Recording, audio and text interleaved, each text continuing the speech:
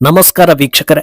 ಪಾಕ್ ಮೂಲದ ಉಗ್ರರಿಂದ ನಡೆದ ಪಹಲ್ಗಾಮ್ ಅಟ್ಯಾಕ್ಗೆ ಭಾರತ ಸರ್ಕಾರ ಪ್ರತೀಕಾರ ತೀರಿಸಿಕೊಂಡ ಆಪರೇಷನ್ ಸಿಂಧೂರ್ ನಡೆದು ವರ್ಷ ಕಳೆದಿದೆ. ಆಗಾಗ ಈ ಕುರಿತಂತೆ ಕುತೂಹಲಕಾರಿ ಮಾಹಿತಿಗಳು ರಿವೀಲ್ ಆಗ್ತಾನೆ ಇರುತ್ತೆ. ಈಗ ಈ ಮೆಗಾ ಆಪರೇಷನ್ ನಲ್ಲಿ ಪ್ರಮುಖರು ಎನ್ನಿಸಿಕೊಂಡಿದ್ದ ರಾಷ್ಟ್ರೀಯ ಭದ್ರತಾ ಸಲಹೆಗಾರ ಅಜಿತ್ ದೋವಲ್ ಒಂದಷ್ಟು ಸ್ಫೋಟಕ ಮಾಹಿತಿಗಳನ್ನ ಬಿಚ್ಚಿಡ್ತಾ ಹೋಗಿದ್ದಾರೆ. ದಾಳಿ ನಡೆದ ಮರುಕ್ಷಣ ಪ್ರಧಾನಿ ಮೋದಿ ಏನ್ ಮಾಡಿದ್ರು, ಅವರ ರಿಯಾಕ್ಷನ್ ಹೇಗಿತ್ತು, ಯಾವ ನಿರ್ಧಾರಕ್ಕೆ ಬರಲಾಯಿತು, ಇದೆಲ್ಲದರ ವಿವರಣೆಯನ್ನ ಕೊಡ್ತಾ ಹೋಗಿದ್ದಾರೆ. ದೋವಲ್ ಮಾತ್ರವಲ್ಲದೆ ಈ ಆಪರೇಷನ್ ನಲ್ಲಿ ಭಾಗಿಯಾಗಿದ್ದ ಪ್ರಮುಖ ಅಧಿಕಾರಿಗಳು ಕೂಡ ಸಾಕಷ್ಟು ವಿಚಾರಗಳನ್ನ ಬಿಚ್ಚಿಟ್ಟಿದ್ದಾರೆ. ದೇಶದ ಮೇಲೆ ಕಾಳಜಿ ಇರುವ ಹಾಗೂ ಭಾರತದಲ್ಲಿ ಬದುಕುತ್ತಿರುವ ನಿಯತ್ತಿರೋ ಪ್ರಜೆಗಳೆಲ್ಲರೂ ಈ ಬಗ್ಗೆ ಕುತೂಹಲದಿಂದ ತಿಳಿದುಕೊಂಡು ನಮ್ಮ ಹೆಮ್ಮೆಯ ಸೈನಿಕರು ಹಾಗೂ ಎಲ್ಲವನ್ನೂ ಸರಿದಾರಿಯಲ್ಲಿ ನಡೆಸುತ್ತಿರುವವರಿಗೆ ಜೈ ಅಂತಿದ್ದಾರೆ. ಇದೆಲ್ಲವನ್ನ ಒನ್ ಬೈ ಒನ್ ವಿವರಿಸ್ತಾ ಹೋಗ್ತೀವಿ. ಈ ವಿಡಿಯೋವನ್ನ ತಪ್ಪದೆ ಕೊನೆ ತನಕ ನೋಡಿ. ಅದಕ್ಕೂ ಮುನ್ನ ಮೀಡಿಯಾ ಮಾನ್ಸ್ಟರ್ ಚಾನೆಲ್ ಅನ್ನ ತಪ್ಪದೆ ಸಬ್ಸ್ಕ್ರೈಬ್ ಮಾಡಿ. ಎಸ್, ಯುದ್ಧ, ಗಡಿ ಗಲಾಟೆ, ಭಯೋತ್ಪಾದನೆ ಇದು ಕೇವಲ ಭಾರತಕ್ಕೆ ಸೀಮಿತವಾದ ಸಮಸ್ಯೆ ಆಗಿರಲಿಲ್ಲ. ಆದರೆ ಪ್ರಪಂಚದ ಬೇರೆ ಯಾವ ದೇಶ ಇಂಥ ಸಮಸ್ಯೆಗೆ ಒಳಗಾದ್ರೂ ಅದಕ್ಕೆ ಪ್ರತಿಕ್ರಿಯೆ ನೀಡೋ ಧೈರ್ಯವನ್ನ ತೋರಿಸುತ್ತವೆ. ಆದ್ರೆ ಭಾರತವು ಅಂತ ಧೈರ್ಯ ತೋರಿಸುತ್ತೆ ಅನ್ನೋದು ಭಾರತೀಯರಿಗೆ ಯೋಚನೆಯೂ ಬಾರದಂತ ವಾತಾವರಣ ಇತ್ತು. ಕಳೆದ ಒಂದು ದಶಕದಲ್ಲಿ ಹಲವು ಸ್ಟ್ರೈಕ್ಗಳ ಮೂಲಕ ಪಾಕಿಸ್ತಾನವನ್ನ ಭಾರತ ಎದುರಿಸ್ತಾ ಇದೆ ಅನ್ನೋದನ್ನ ಜನರು ಗಮನಿಸಿದ್ರು.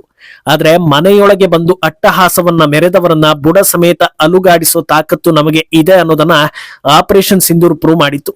ಎಷ್ಟೇ ದೊಡ್ಡ ಬಲಿಷ್ಠ ದೇಶ ಆದ್ರೂ ತನ್ನ ಮೇಲೆ ದಾಳಿ ಆದಾಗ ಮೊದಲ ಪ್ರತಿಕ್ರಿಯೆ ನೀಡೋ ಮುನ್ನ ಸಾಕಷ್ಟು ಚರ್ಚೆ ಹಾಗೂ ಸಮಾಲೋಚನೆಗಳನ್ನ ನಡೆಸಿರುತ್ತೆ. ಅದೇ ರೀತಿ ಆಪರೇಷನ್ ಸಿಂಧೂರ್ಗೂ ಮುನ್ನ ಪ್ರಧಾನಿ ಮೋದಿಯ ಫಸ್ಟ್ ರಿಯಾಕ್ಷನ್ ಹಾಗೂ ಸಭೆ ಅತ್ಯಂತ ಪ್ರಮುಖ ಎನ್ನಿಸ್ಕೊಂಡಿತ್ತು. ಆ ವಿಚಾರಗಳು ಈಗ ದೇಶದಾದ್ಯಂತ ಸದ್ದು ಮಾಡ್ತಾ ಇದೆ. ಖಾಸಗಿ ಮಾಧ್ಯಮವೊಂದಕ್ಕೆ ಅಜಿತ್ ದೋವಲ್ ಹಾಗೂ ಸೇನೆಯ ಪ್ರಮುಖ ಅಧಿಕಾರಿಗಳು ನೀಡಿರೋ ಸಂದರ್ಶನದಲ್ಲಿ ಈ ವಿಚಾರಗಳು ರಿವೀಲ್ ಆಗಿವೆ. ಪಹಲ್ಗಾಮ್ನಲ್ಲಿ ಉಗ್ರರು ದಾಳಿ ನಡೆಸಿದ ಹೊತ್ತಲ್ಲಿ ಪ್ರಧಾನಿ ಮೋದಿ ವಿದೇಶ ಪ್ರವಾಸದಲ್ಲಿರ್ತಾರೆ. ವಿಷಯ ತಿಳಿದ ತಕ್ಷಣ ಪ್ರವಾಸವನ್ನ ಮೊಟಕುಗೊಳಿಸಿ ಭಾರತಕ್ಕೆ ವಾಪಸ್ಸಾಗೋ ಮೋದಿ ಏರ್ಪೋರ್ಟ್ ನಲ್ಲೇ ಮೊದಲ ಮೀಟಿಂಗ್ ಅನ್ನ ನಡೆಸ್ತಾರೆ. ಆ ಮೀಟಿಂಗ್ ನಲ್ಲಿ ಅಜಿತ್ ದೋವಲ್ ಕೂಡ ಇರ್ತಾರೆ. ಮೊದಲು ಘಟನೆಯ ಸಂಪೂರ್ಣ ಮಾಹಿತಿ ತಿಳಿದುಕೊಳ್ಳೋ ಮೋದಿ ಇದನ್ನ ಮಾಡಿದ್ದು ಯಾರು, ಜವಾಬ್ದಾರಿ ಹೊತ್ತವರು ಯಾರು ಅನ್ನೋದನ್ನ ತಿಳಿಸಿ ಅಂತ ಕೇಳ್ತಾರೆ. ನಮ್ಮ ದೇಶದ ಇಂಟೆಲಿಜೆನ್ಸ್ ಸಹಾಯದಿಂದ ಪ್ರಾಥಮಿಕ ಮಾಹಿತಿಗಳನ್ನ ಆದಷ್ಟು ಬೇಗ ತಿಳಿದುಕೊಳ್ಳುವಲ್ಲಿ ಯಶಸ್ವಿಯಾಗಿದ್ವಿ. ನಂತರ ಪ್ರತಿಕ್ರಿಯಿಸೋ ಪ್ರಧಾನಿ ಮೋದಿ ಈ ಕೃತ್ಯ ಎಸಗಿದವರು ಭೂಮಿ ಆಕಾಶ ಪಾತಾಳ ಎಲ್ಲೇ ಅಡಗಿದ್ರು ಯಾರನ್ನು ಬಿಡದೆ ತಕ್ಕ ಉತ್ತರವನ್ನ ಕೊಡಲೇಬೇಕು ಅಂತ ಆದೇಶವನ್ನ ಕೊಟ್ಟಿದ್ರು ಅನ್ನೋದನ್ನ ದೋವಲ್ ಬಿಚ್ಚಿಟ್ಟಿದ್ದಾರೆ. ಹಾಗೆ ಆಪರೇಷನ್ ಸಿಂಧೂರ್ ಯಾಕೆ ಮುಖ್ಯವಾಗಿತ್ತು ಅನ್ನೋದನ್ನು ಕೂಡ ಅವರು ಹೇಳ್ತಾ ಹೋಗ್ತಾರೆ.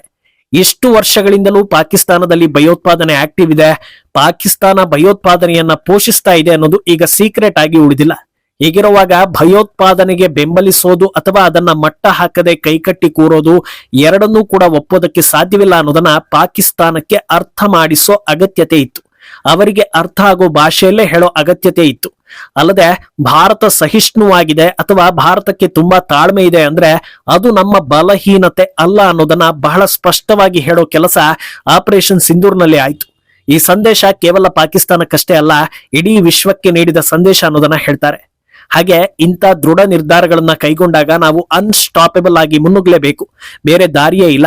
ಯಾಕಂದ್ರೆ ಇದು ಭಾರತದ ಸಾರ್ವಭೌಮತೆಯ ಪ್ರಶ್ನೆ. ಇದಕ್ಕೆ ಯಾವುದೇ ಲಿಮಿಟೇಷನ್ಗಳಿಲ್ಲ. ನಮ್ಮ ದೇಹದ ಕೊನೆ ರಕ್ತ ಇರೋ ತನಕವೂ ನಾವು ಹೋರಾಡ್ತೀವಿ ಅನ್ನೋದನ್ನ ತಿಳಿಸುವ ಅನಿವಾರ್ಯತೆ ಇತ್ತು ಅನ್ನೋದನ್ನ ಹೇಳಿದ್ದಾರೆ. ಇನ್ನು ಇದೆಲ್ಲದಕ್ಕಿಂತ ಪವರ್ಫುಲ್ ವಿಚಾರವೊಂದನ್ನ ಕೂಡ ದೋವಲ್ ರಿವೀಲ್ ಮಾಡ್ತಾರೆ. ಅದೇನಂದ್ರೆ ಈ ಆಪರೇಷನ್ಗೆ ಹೆಜ್ಜೆ ಇಟ್ಟಾಗ ಪ್ರಧಾನಿ ಮೋದಿಯ ನಿರ್ಧಾರ ಏನು ಅನ್ನೋದು ಬಹಳ ಸ್ಪಷ್ಟವಾಗಿತ್ತು.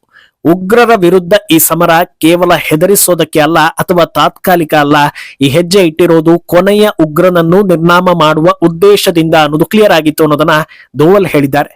ಇನ್ನು chief naval staff Dinesh K Tripathi, director general military operations lieutenant general Rajeev Ghai, Indian army ಮುಖ್ಯಸ್ಥ general Upendra Dwivedi, northern army commander lieutenant general Prateek Sharma, air defence director general Sumer D'Cunha, air marshal Narmadeshwar Tiwari, ವಾಯುಸೇನಾ ಮುಖ್ಯಸ್ಥ ಏರ್ ಮಾರ್ಷಲ್ ಎಪಿ ಸಿಂಗ್ ಕೂಡ ಸಾಕಷ್ಟು ಮಾಹಿತಿಗಳನ್ನ ಬಿಚ್ಚಿಡ್ತಾ ಹೋಗ್ತಾರೆ. ಆಪರೇಷನ್ ಸಿಂಧೂರ್ ಆರಂಭಿಸುವ ಮುನ್ನ ಒಂದು ವಿಚಾರ ಎಲ್ಲರಲ್ಲೂ ಬಹಳ ಕ್ಲಿಯರ್ ಆಗಿರುತ್ತೆ. ಅದೇನಂದ್ರೆ ಪ್ರಧಾನಿ ಮೋದಿ ಭಾರತದ ಮೇಲೆ ನಡೆಯುವ ಯಾವುದೇ ರೀತಿಯ ಪ್ರಚೋದನಾತ್ಮಕ ಕೃತ್ಯಗಳನ್ನ ಆಕ್ಟ್ ಆಫ್ ವಾರ್ ಅಂತ ಪರಿಗಣಿಸಲಾಗುತ್ತೆ ಅನ್ನೋದನ್ನ ಸ್ಪಷ್ಟಪಡಿಸಿರ್ತಾರೆ. ಇದು ಪ್ರತೀಕಾರ ಎಷ್ಟು ಪ್ರಬಲವಾಗಿರಬೇಕು ಅನ್ನೋದಕ್ಕೆ ಅಡಿಪಾಯ ಹಾಕಿದಂತಿತ್ತು. ಆದ್ರಿಂದ ಇದುವರೆಗೂ ಭಾರತದ ಮೇಲೆ ದಾಳಿ ನಡೆದಾಗ ನಮ್ಮ ಕಡೆಯಿಂದ ಯಾವ ರೀತಿ ಪ್ರತಿಕ್ರಿಯೆ ಬಂದಿತ್ತೋ ಅದಕ್ಕಿಂತ ವಿಭಿನ್ನವಾಗಿ ಹಾಗೂ ಪ್ರಬಲವಾಗಿ ಪ್ರತಿಕ್ರಿಯೆ ನೀಡೋದಕ್ಕೆ ವೇದಿಕೆ ಸಜ್ಜಾಗಿತ್ತು. ಮೊದಲಿಗೆ 9 ಟಾರ್ಗೆಟ್ಗಳನ್ನ ಸೇನೆ ಗುರಿ ಮಾಡಿಕೊಳ್ಳುತ್ತೆ. ಅದರಲ್ಲಿ ಪಾಕ್ ಆಕ್ರಮಿತ ಜಮ್ಮು ಕಾಶ್ಮೀರದಲ್ಲಿರೋ 5 ಹಾಗೂ ಪಾಕಿಸ್ತಾನದಲ್ಲಿ 4 ಟಾರ್ಗೆಟ್ಗಳಿರುತ್ತೆ. ಇದೆಲ್ಲವೂ ಕೂಡ ಉಗ್ರರ ಅಡಗು ತಾಣಗಳಾಗಿರುತ್ತೆ. ಆದ್ರಿಂದ ಎಲ್ಲರೂ ಒಮ್ಮತದಿಂದ ಏರ್ ಫೋರ್ಸ್ ಈ ಆಪರೇಷನ್ ಅನ್ನ ಮುನ್ನಡೆಸಲಿ, ಆಗ ಮಾತ್ರವೇ ಅದು ಪರಿಣಾಮಕಾರಿಯಾಗಿರುತ್ತೆ ಅನ್ನೋ ನಿರ್ಧಾರಕ್ಕೆ ಬರ್ತೀವಿ.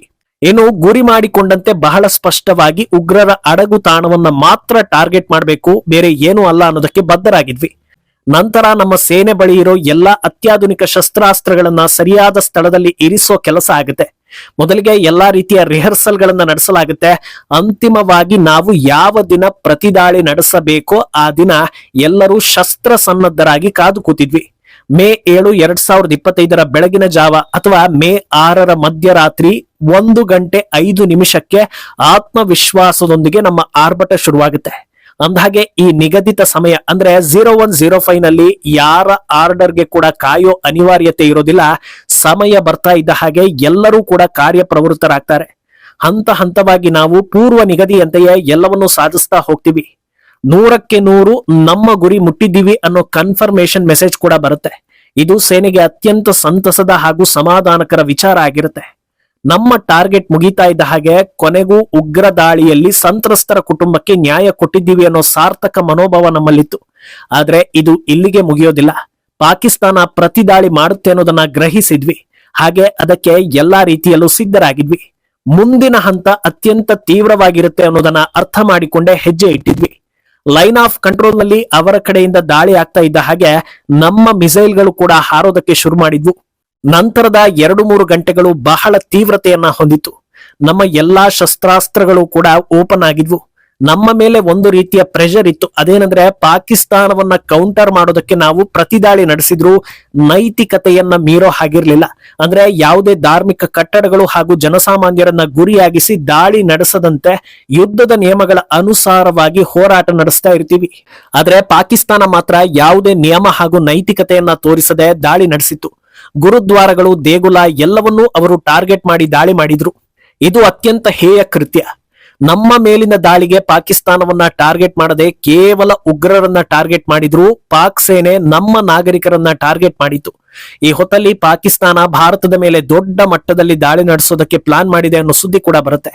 ಆದ್ರೆ ಅದನ್ನ 48 ಗಂಟೆಗಳ ಒಳಗೆ ಮಟ್ಟ ಹಾಕುವಲ್ಲಿ ಇಂಡಿಯನ್ ಆರ್ಮಿ ಯಶಸ್ವಿಯಾಗಿತ್ತು.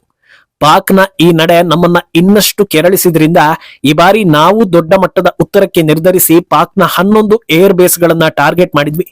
ಮೇ 10 ಬೆಳಗಿನ ಜಾವದ ಹೊತ್ತಿಗೆ ಪಾಕ್ ನಮ್ಮ ಮೇಲೆ ದಾಳಿ ನಡೆಸೋ ಮುನ್ನವೇ ಅವರ ಪ್ರಮುಖ air field, radar site, command and control site ಎಲ್ಲವನ್ನು ಕೂಡ ಫಿನಿಶ್ ಮಾಡಿದ್ವಿ. ಪಾಕ್ ಗಡಿಯೊಳಗಿನ ಸುಮಾರು 200 ಕಿಲೋಮೀಟರ್ ನಮ್ಮ ಕಂಟ್ರೋಲ್ ನಲ್ಲಿತ್ತು. ಶತ್ರುಗಳಿಗೆ ಯಾವ ರೀತಿ ಉತ್ತರ ಕೊಡಬೇಕಿತ್ತೋ ಅದನ್ನ ನೀಡಿದ್ವಿ. ಈ ಮೂಲಕ ಹೊಸ ಭಾರತ ಹೊಸ ಸಂದೇಶವನ್ನ ನೀಡಿತ್ತು. ಅದೇನಂದ್ರೆ ನಮ್ಮದು ಶಾಂತಿ ಪ್ರಿಯ ದೇಶ. ಆದ್ರೆ ನಮ್ಮನ್ನ ಕೆಣಕೋದಕ್ಕೆ ನೋಡಿದ್ರೆ ಅದರ 2 ಪಟ್ಟು ಹೊಡೆತವನ್ನ ಖಂಡಿತ ಕೊಟ್ಟೆ ಕೊಡ್ತೀವಿ. ಈ ಹಿಂದೆ ಮಾಡಿದಂತ ಕೆಲಸಗಳನ್ನ ಇನ್ಮುಂದೆ ಮಾಡೋದಾದ್ರೆ ಅದಕ್ಕೆ ಉತ್ತರ ಹೇಗಿರುತ್ತೆ ಅನ್ನೋದನ್ನ ನೆನಪಿಟ್ಟುಕೊಂಡೇ ಪಾಕಿಸ್ತಾನ ಹೆಜ್ಜೆ ಇಡಬೇಕು ಅನ್ನೋ ಮಾಹಿತಿಗಳನ್ನ ಸೇನೆಯ ಪ್ರಮುಖರು ಹಾಗೂ ಅಜಿತ್ ದೋವಲ್ ಬಿಚ್ಚಿಟ್ಟಿದ್ದಾರೆ.